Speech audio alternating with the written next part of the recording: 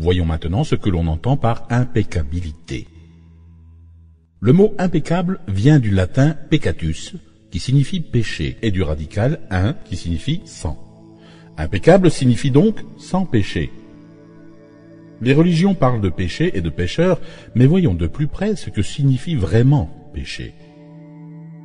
Un péché est quelque chose que vous commettez contre vous-même. Toute chose que vous sentez, croyez ou faites à l'encontre de vous-même est un péché. Vous agissez contre vous-même lorsque vous vous jugez ou critiquez pour n'importe quoi. Être sans péché, c'est donc faire exactement l'inverse. Être impeccable, c'est ne rien faire contre soi-même.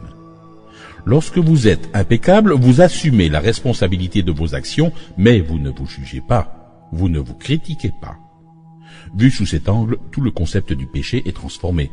Ce n'est plus quelque chose de moral ou de religieux, c'est une affaire de bon sens. Le péché commence avec le rejet de soi. Se rejeter soi-même est le plus grand péché que vous puissiez commettre. En termes religieux, le rejet de soi est un péché mortel, puisqu'il conduit à la mort. Être impeccable, en revanche, mène à la vie. Pour que notre parole soit impeccable, il ne faut donc pas l'utiliser contre soi. Si je vous aperçois dans la rue et que je vous traite d'imbécile, il semble que je me serve de la parole contre vous. Mais en réalité, je l'utilise contre moi, car vous allez me détester et votre haine ne me fera aucun bien. Donc, si je me mets en colère et que je vous envoie mon poison émotionnel par la parole, je l'utilise contre moi-même. Si je m'aime, j'exprimerai cet amour dans mes intentions avec vous et ma parole serait impeccable, car cette manière d'agir produira une réaction similaire. Si je vous aime, vous m'aimerez. Si je vous insulte, vous m'insulterez. Si j'ai de la gratitude envers vous, vous en aurez envers moi. Si je suis égoïste avec vous, vous le serez avec moi. Si j'utilise ma parole pour vous jeter un sort, vous m'en jetterez un aussi. Avoir une parole impeccable, c'est faire bon usage de votre énergie. Cela signifie que vous l'utilisez dans le sens de la vérité et de l'amour de vous-même. Si vous concluez cet accord avec vous-même, que votre parole soit impeccable, cette seule intention manifestera la vérité en vous et nettoiera tout le poison émotionnel qui subsiste en vous. Mais il est difficile de conclure cet accord parce que nous avons appris exactement l'inverse. Nous avons appris le mensonge comme mode de communication avec les autres et surtout avec nous-mêmes. Notre parole n'est pas impeccable. Le mauvais usage de la puissance de la parole crée l'enfer. On l'utilise pour médire, pour critiquer, pour culpabiliser, pour détruire. Bien sûr, on s'en sert aussi de la bonne manière, mais pas très souvent. On l'utilise surtout pour répandre du poison personnel, pour exprimer la colère, la jalousie, l'envie et la haine. La parole est pure magie. C'est le plus puissant cadeau donné aux humains. Et on l'utilise contre soi-même.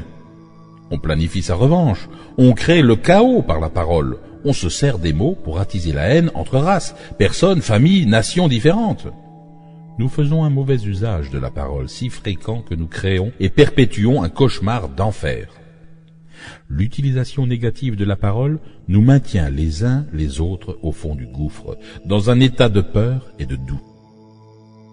La parole étant de la magie et son mauvais usage de la magie noire. Nous pratiquons la magie noire en permanence, sans réaliser le moins du monde que notre parole est magie. Prenons l'exemple de cette femme intelligente et dotée d'un bon cœur. Elle avait une fille qu'elle adorait. Un soir, elle est rentrée chez elle après une très mauvaise journée de travail, fatiguée, remplie de tensions émotionnelles, avec un mal de tête abominable. Elle souhaitait un peu de paix et de calme, mais sa fille chantait et sautait joyeusement. Celle-ci ne se rendait pas compte de l'état dans lequel était sa mère. Elle jouait dans son propre monde, son propre rêve. Elle se sentait bien. Elle sautait et chantait de plus en plus fort, exprimant toute sa joie et tout son amour. Elle chantait si fort qu'elle aggrava le mal de tête de sa mère, qui, au bout d'un moment, perdit contrôle. En colère, elle regarda son adorable fille et lui dit « Tais-toi, tu as une voix horrible, peux-tu simplement te taire ?» En réalité, c'est la tolérance de cette femme envers le moindre bruit qui était réduite à néant, et non la voix de sa petite fille qui était horrible. Mais cette dernière a cru ce que sa mère lui avait dit, et à cet instant, elle a conclu un accord avec elle-même. Après cet incident, elle n'a plus jamais chanté car elle croyait que sa voix était horrible et qu'elle dérangerait quiconque l'entendrait. Elle devint timide à l'école et si on lui demandait de chanter, elle refusait. Même parler aux autres devint difficile pour elle. Tout changea dans la vie de cette petite fille à cause de ce nouvel accord. Elle crut qu'elle devait réprimer ses émotions afin d'être acceptée et aimée.